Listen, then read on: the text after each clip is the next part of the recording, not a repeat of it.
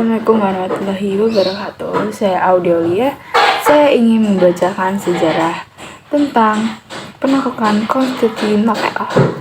Konstantinopel merupakan kota yang dibangun oleh Kaisar Romawi Timur pada 330 Masehi.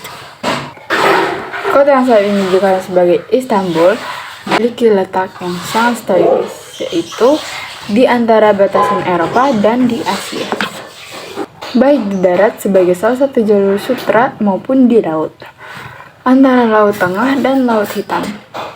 Penaklukan Konstantinopel dimulai pada 6 April 1453 Masehi di bawah pimpinan Al-Fatih atau Sultan Mahmud. Pasukan Ustami berjumlah 150 dan dilengkapi dengan senjata raksasa seperti Mariam Basilika dan dibuat dengan teknologi terbaru pada masa itu.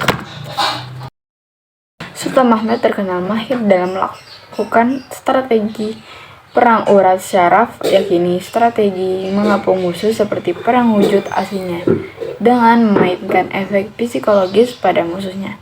Pada saat itu, seni berperang sepertinya merupakan sebuah inovasi baru yang belum dikenal sebelumnya. Sultan Mahmud juga mendapatkan gelar Sang Penakluk yang ditambahkan pada namanya meski masih berusia 21 tahun. Meski usianya masih muda, Sultan Mahmud sudah mulai mempersiapkan pengapungan ke Istanbul. Suatu hari, Konstantinopel akan ditaklukkan. Betapa indah dan berkatinya komandan penakluk dan prajuritnya puluhan tahun yang lalu. Konstantinopel telah menjadi kekaisaran selama bertahun-tahun. Kota itu dibombardir oleh tembakan Mariam yang dirancang oleh Mahmud sendiri. Kota ini telah diserang berkali-kali di masa lalu, tetapi tembok besarnya selalu menang. Sultan Mahmud akhirnya memutuskan mengubah ini dengan menggunakan Mariam selamanya. Mariam besar miliknya ditembak ke dinding selama berminggu-minggu. Sulaiman Battologlu melancarkan serangan pertama yang memasuki Teluk Tanduk Emas pada 9 April 1453 dan gagal memutuskan rantai yang dipasang di mulut tanduk itu. Rantai ini yang mengapung di atas batang kayu cukup kuat untuk mencegah kapal Ustamania memasuki Tanduk Emas. Kemenangan kapal Kristen dan kapal Genoa milik Paus menurunkan moral tentara Usmania. Dengan mentor spiritual Sultan Aksamenseddin menjadikan keberhasilan tertentu tentang penaklukan, Sultan Mahmud meningkatkan jenis Mariam baru yang disebut Humbara, yang sekarang dikenal sebagai howitzer, yang digunakan untuk menembak sasaran.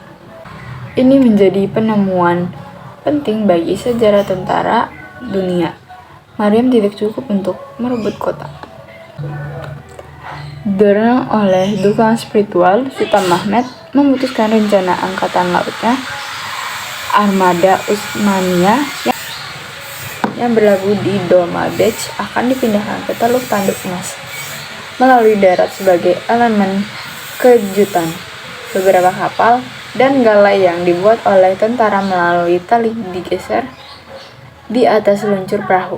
Di pagi hari 22 April, Kekaisaran Romawi Timur terbangun dengan terkejut dan ketakutan ketika melihat kapal-kapal Ottoman.